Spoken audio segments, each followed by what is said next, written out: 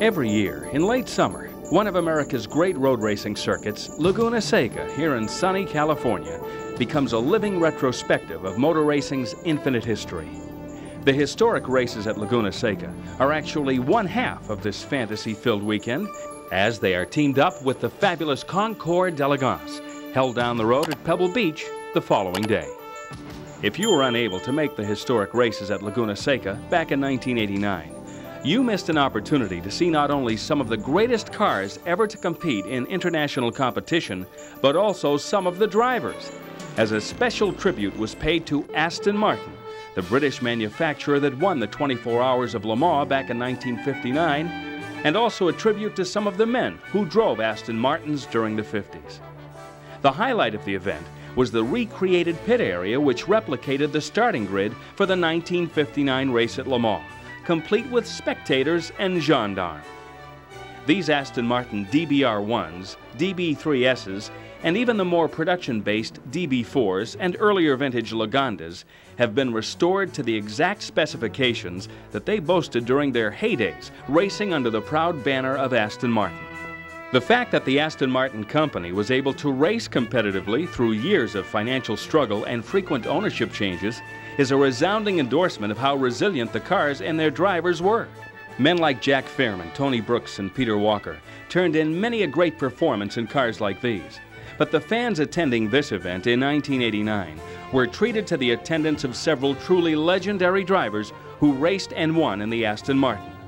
Innes Ireland, who now writes for Road and Track magazine, drove for Aston Martin back in the 50s. He was a champion in both sports cars and Formula One, and he feels the success of Aston Martin has as much to do with the people as the car itself.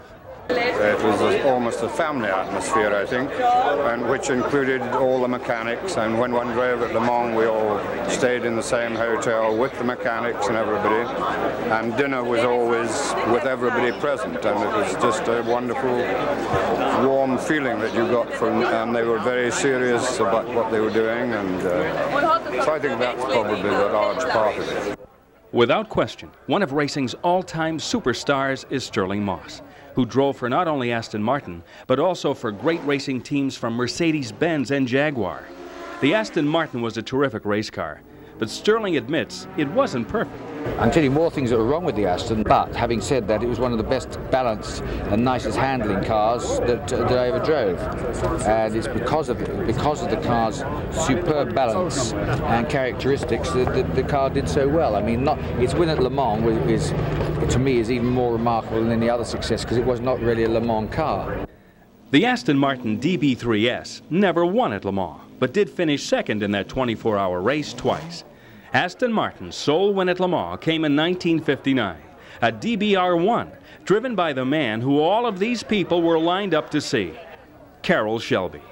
He will always be remembered for his creation of the Cobra and Shelby Mustang, but he and co-driver Roy Salvadori won the 24 Hours of Le Mans in 1959 in an Aston Martin, a car he still fondly remembers. Yeah, I have a lot of fond memories about it. You know, the thing that I remember about it is such a wonderful handling car, and although it might not have been quite as fast as Ferraris, we usually got them just on handling alone. One of Shelby's biggest fans happened to be mingling in the area while we were there. Comic and Tonight Show guest host Jay Leno. Jay is a real classic car enthusiast, and his valuable car collection includes a number of Shelby automobiles, so you know he was enjoying himself. Well, it's just fun. I mean, I'm a big car guy, so this is great fun. I'm having a lot of it's terrific. You know, this is what I do. It's like the ultimate garage. Another noteworthy visitor to the Aston Martin tribute was the first American to win the World Drivers' Championship in Formula One back in 1961. Phil Hill, who was duly impressed by what he saw at Laguna Seca. Recreating the 1959 Le Mans pit right here at Laguna Seca. That's about as extraordinary a thing as anyone could do.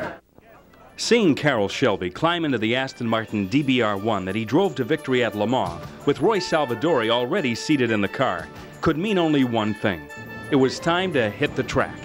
It was a stirring moment to see this lineup of British thoroughbreds parade out of the pits onto the Laguna Seca track surface, driven by some of the luminaries of motor racing that the true fans of this sport will never forget. The sound of the dual overhead cam 6-cylinder engines, emitting the same baritone growl that filled the air 40 years ago, had lost none of its powerful melody. The 1950s were a romantic and adventurous chapter in the history of sports car racing. And thanks to these cars and these men, we can, in some small way, relive those days when the Aston Martin challenged the world.